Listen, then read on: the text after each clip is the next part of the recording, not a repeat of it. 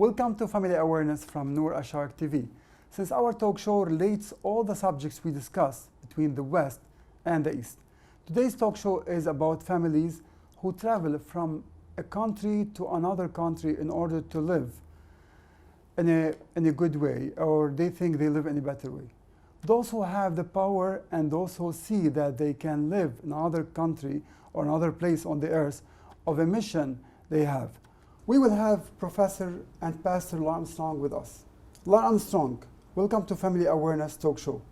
You have been in Lebanon for almost 20 years now. You are a history professor and you are also a pastor of a church. You know, these days that people are trying to move from Lebanon to live in another area, they think that they're going to have a better life. Mm-hmm. 20 years ago, or more than 20 years ago, you have decided to come to the Middle East. You know, moving from Kansas City to come to the Middle East, for me as a Lebanese, it's a really tough decision. That means you have a very big mission. It's not only that you for yourself, you have decided to come to Lebanon. You have decided to come with your family.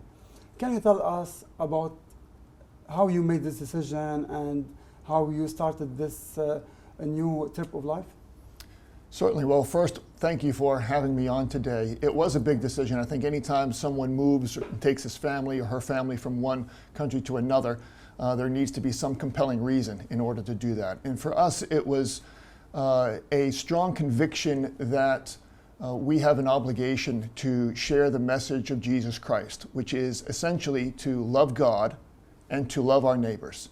And as we tried to find where we could do that most effectively, one region that kept coming back to us was the Middle East. Lebanon in particular, because Lebanon has a long history of Christian witness going all the way back to the New Testament. So there was something, as you mentioned, I'm a history professor, there was something in the history of Lebanon that attracted us. Also, I'm very much interested in the relationship between different religious faiths. And so Lebanon provides a great forum, a great environment to see how Christianity and Islam, for instance, intersect with one another and have related to one another for centuries now. And so it was a combination of these factors of my own interest in history, but most importantly, the driving force was that we want to be able to share the message of Jesus Christ. And the only way that we can truly love God and love others is if we allow Jesus to transform us and change us. And we wanted to work with Lebanese Christians in spreading that message. That's good news. It's really good and encouraging others who are willing to come to Lebanon.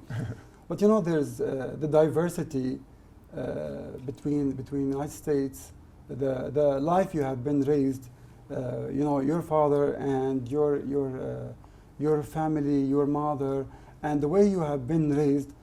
I'm sure that's totally different from how we raise our children in Lebanon.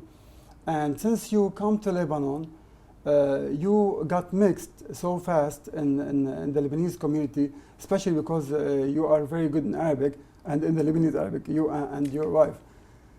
So this mix, I'm sure that, and the knowledge of Arabic that you had helped you, but how could you overcome some culture shocks, and what were the culture shocks during these 20 years? Certainly there have been many. Every transition, no matter where you go, brings with it changes. I think several of the culture shocks that we faced when we came here were some of the same things that the Lebanese society was struggling with themselves. For instance, we moved here in 1999, and the cleanliness of the country, of course, not too far coming out of the problems of the war period. And so that was an issue, but that wasn't simply something that we were struggling with. That was something that the Lebanese themselves were struggling with. I think maybe the most difficult thing for us as when we came, and we had 2 small children when we first arrived, and we've had 2 since we've been here. I think one of the biggest challenges is finding ways to take care of and entertain our children.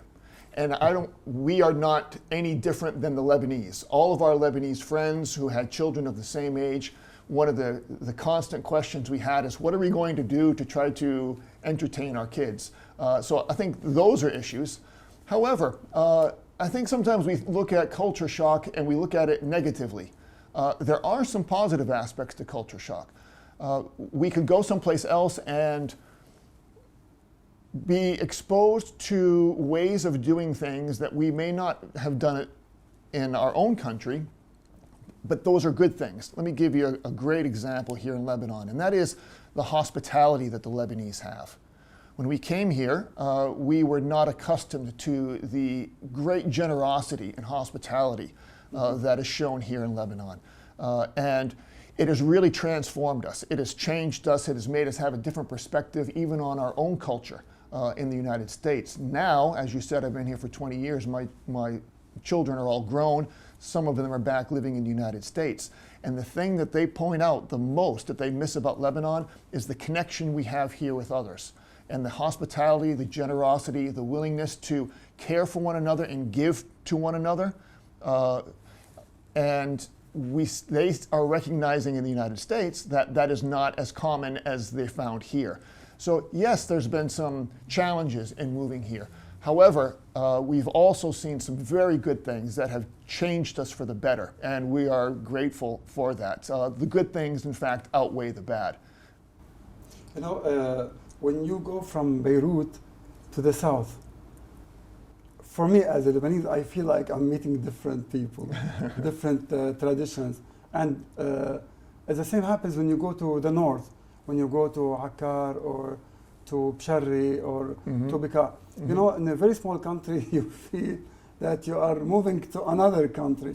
How much this has given you good things inside you that, you know, I go to different, for example, like in AUB where you live now, or in Hamra, most of the people speak in English. When you go to the south, people speak only in Arabic. Yes, and that's why I need to get back to the south and to the north and out of AUB more, because all of that work that you said we did in the beginning of our lives here in learning Arabic, we feel like we're getting weaker the more we spend time with those who speak English. But again, this is one of the positive aspects of life here. We love being invited to people's villages and getting different experiences of what life in Lebanon is like, and meeting different generations. As a university professor, of course, most of the people I'm around is the younger generation, and that's good. It keeps me young. However, the older generation that doesn't have the same, that doesn't come to the city as often, provides for us several advantages, and I enjoy being in that environment. So the village environment, getting out of Beirut, is good. I need to do it more and benefit from that. So yes, you're right. Those are good experiences for us and help us to understand the diversity even within one culture. Yeah, in a very small country. Right. Actually, you know, when you travel to another country and you see people from different nationalities, for example, and they have kids, you feel that those kids are related to the place where they are born. How much could you manage it that your children are born in Lebanon, but their heart is with the United States, the place where you have been raised and your wife has been raised too? Well, I might correct you on that. Okay, you may be able to say that my heart and my wife's heart is in the United States because we were raised there, but I would even challenge that, but that would make sense because we were born there. Our kids were raised here, and if you were to ask my children where their heart is, where their friends are, what the place they feel most comfortable, it is here. And so as they've transitioned back to the United States, they have found themselves going under a new type of culture shock. It's something that those who live abroad, those who study this phenomenon, they're called third culture kids, which means they don't have any particular culture, not the first that they were born in or the second that they were raised in. It's some type of combination of the two. And I think the challenge as parents who want to raise their kids in a different culture is to help them understand the positive aspects that can be found in both. and that when these are merged together in one person, it actually makes them a stronger person. And we've seen that in many ways in our own kids. One of my older sons, who's in university in the United States, is currently with some of his Lebanese friends. So even while he's there, Lebanese friends who graduated from the same school are studying in university in the US, and they've met up together. So when he wants to feel like he's at home, he seeks out his Lebanese friends, not necessarily those new friends that he's made there. Right. So it's a combination of all of it, and this is a good thing. You know, once I was watching on CNBC, Heidi Gamble, the anchor, senior anchor. So she was saying, you know, through her experience in visiting Lebanon, and she has many friends who are from Lebanon, she said, I hold Lebanon close to my heart. That reminded me of when I talked to your children, Nathaniel, Wesley, and Luke, when they said they want to study outside and they want to come back to Lebanon for the vacation. So I have known from them that they have they have Lebanon close to their hearts. So how much have you worked on impacted your love to Lebanon to your children? It hasn't been that difficult. I think because they were raised here and their friends are from here, it has become natural. Where one's friends are is in an important part of where one's heart is. And so I think it's been relatively easy. One thing, if we could say that anything that my wife and I have done which to contribute to that, is to help them see the good things that are coming out of their life by living outside of the United States. Part of that is, for instance, even learning, I shouldn't say even, but learning Arabic. Yeah. This is a huge advantage for them. So it's a practical tool, but it provides for them many opportunities in the future. So I think it's important. It comes down to the whole family having a proper perspective on what they're doing and why they're doing that thing. And if we can convey that to our kids, that we are trying to serve God first and trying to love our neighbors no matter who they are, I think that helps them wherever they go. And so as a father, I try to set that environment in the house. They run with it because this is their home. Okay, so I have a question here. I've written it down because I feel that, you know, every father must be aware of that. In case you have been asked by one of your children to walk on your pace, on same pace, in other words, would you encourage your children to live the same experience you have already had? Certainly. Why? First off, they should live a life, and not that I've always done it well. So when you say walk in my footsteps, sometimes my footsteps have not always been the right footsteps. But I've attempted, as my wife, to live a life that brings honor and glory to God. And I would encourage them to do the same thing. And that principle applies no matter where one is. I would even encourage them to consider living that outside of their own culture, which I think in some ways would be easy for them because they're already used to that. And the reason why I believe that's the case is because, it brings many advantages to us. It broadens our horizons. It helps us to interact with other people that are unlike ourselves. And I think if there's anything that we are recognizing now in our world, spreading rampantly throughout all regions of the world, is the struggle that people have in accepting one another's differences and seeing the good in these differences. And the more that we learn other cultures and the more that we live outside of what we are used to, the better we are in bridging those gaps. And so if my children decided to do that, I would support it entirely. And I think they would see the same benefits from it as we have, and hopefully build a greater sense of unity within our world and among cultures that people perceive from the outside as being different. But once you enter, you realize that we are all simply God's children trying to live a life that brings honor to Him and trying to do what is right, and hopefully steer people to the path that best fulfills that goal.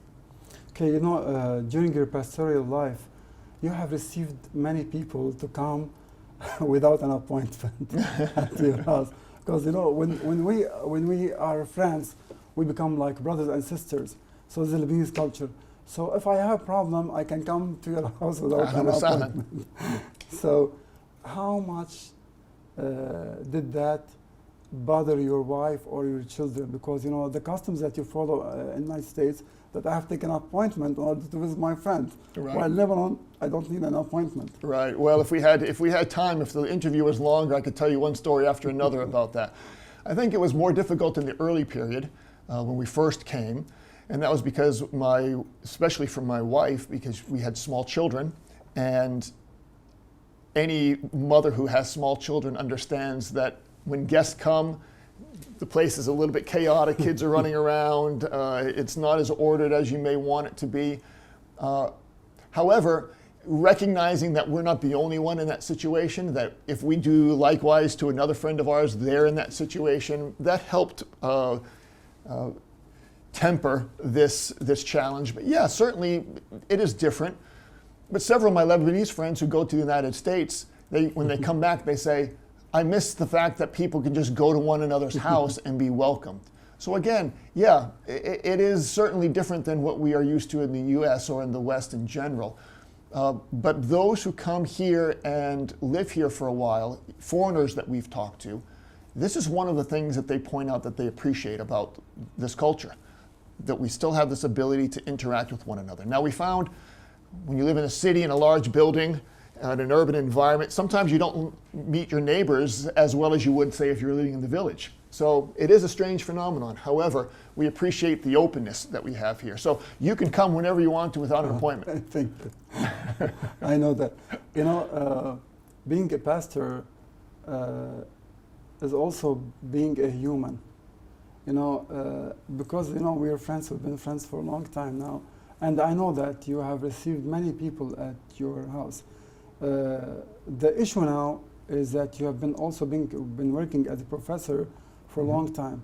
And I know you need to prepare a lot, and the challenges inside the class, since you teach very critical materials in Lebanon and you are an American. You know, your students look at you that you're American and you are teaching this material. And I myself know that you are expert in these materials more than any other professors of whom I know them, especially in the Arabic text. So this is all a burden on you. How much you want to tell people sometimes that I'm a human like you. You come to me and you cry. And sometimes from your inside, you need to cry. That's a very insightful question. Yeah, I think that's important to understand where one's boundaries are and to do the best that one can in establishing those boundaries. And that goes back to boundaries for myself, boundaries for me and my wife, boundaries for me and my family. I think that has helped us in our longevity here in Lebanon and being able to stay for a long period of time. That's a challenge that ministers, that pastors have no matter where they are. The United States, many of my friends who are pastors in the United States have that same challenge. As you said, not all of them are also teaching university classes too, but I try to work into my schedule ways that I can do things that are for me. And I think that's important. I very much enjoy different types of athletic activities. So I tend to do those things, and that gives me an opportunity to kind of be on my own or with just a few people and try to recalibrate. So yes, it is a challenge. However, God gives grace, and that grace helps us to handle those situations and to persevere. You know, many Lebanese families struggle these days from the economic situation, and they are willing to leave Lebanon, which is a very painful step or like a decision to make. It's not to move, even for yourself. It's you know, I have lived the moment when you go to the airport to go at least for like to work like for 1 year or 2 years or 3 years. you live the moment because you're going to leave your mother and your father. So many people now, I see them in my office, they come, new couples, engaged or married couples, or they have children. So they lost hopes in Lebanon. Like me, I honestly, I lost hope for the current situation. I lost hope. So what do you think, as a pastor, you want to advise people who see the grass on the other side greenish? Right. Don't lose hope. God's with us. God provides hope. God provides perspective. But that doesn't mean in not losing hope that you decide, I must stay. Sometimes what's best for the couple or for the family is to look for other opportunities. It's a very tough decision, and to try to condense it down to a few bits of advice for each individual or each family that's dealing with several issues would be very complicated. However, what I would say is that those families that choose to do that, remember that they must be in it together, that they must be unified. If it's just a couple, a husband and a wife, that they must be going and understand why they're going, what their mission is, what their objective is, and that most importantly, their family, their marriage, their family is more important than anything else. So if they can keep that perspective, then hopefully they could go someplace and continue to be a strong unit. Don't lose hope. Working these 20 years here, I've seen that God preserves and helps and continues to give us hope. So trust in Him, do what you believe is right, and stay close to one another. And I think that helps us to overcome challenges, even though they're very serious. The economic challenges are very serious. We can't downplay those. But I think with that perspective, it will help us overcome some of those things. Amen. You and your wife, Mrs. April Armstrong, have found many challenges in Lebanon, like for instance, moving from a house to another, and now you live at AUB. So there are some difficulties usually, whether Lebanese or foreigners encounter, especially in Lebanon. So really people think that they are going to have a better life without problems, insurance, medical insurance, life insurance, and many other things. They can take their children to the hospital and they don't have to pay money if they're going to the emergency, unlike the situations in Lebanon. So you have showed us during the time we're discussing that Lebanon is a very nice country, and of course I love my country. I'm very patriot, if you want to say so. And you showed us the green side of Lebanon. Although you had many obstacles, but because you are a pastor, you always say the positive sides, and you always give encouragement to people. What is your last advice to both people who like to come to Lebanon and live in Lebanon and work as pastors or work at universities or in other jobs, and the people, the Lebanese people who want to move to another country, United States or another country in the West? I would say those who are coming here understand what you're coming for. So for us, we came with a particular mission. Others are coming simply because they're coming here to work. Factor into that what you're trying to achieve while you are here. For us, we came knowing that we wanted to be here for a long time, so we invested a lot of time, and you helped immensely in learning Arabic, for instance, which makes the transition and makes our involvement, engagement with the culture much stronger. But I would say to those who are coming, be open-minded. Realize that there are going to be things that are a challenge, but instead of, as you noted, instead of always trying to look at the negative, and we do this is something natural we do as humans in our interactions with one another. Unfortunately, we tend to look at the negative. But instead of looking at the negative, readjust one's perspective and look at those things in the culture that are positive, that will help you to stay here, that will help you to see the things you can gain from the experience. for those Lebanese who are going abroad, learn from other Lebanese who have already gone before, because I'm not the first person to say this, that when you go someplace, the West is not the pot of gold. The United States is not a pot of gold. It has several other problems, and I know many Lebanese who've traveled and then have come back because they said the challenges that I faced there, the social challenges, being away from family, some of the things we've already mentioned in our interview, and that it requires a lot of work and a lot of investment to make it financially there too. So it's not easy anywhere. Life's not easy anywhere. And I think that's the principle we need to remember. And you're right, we try to look at the positive, because that is the thing that Jesus has given us. He's given us something positive. He's given us life. He's given us hope.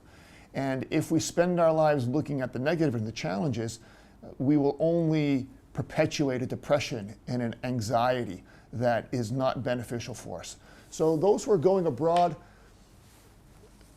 even still, Lebanese that are going, recognize that life is not going to be easy there, and they're going to miss things here.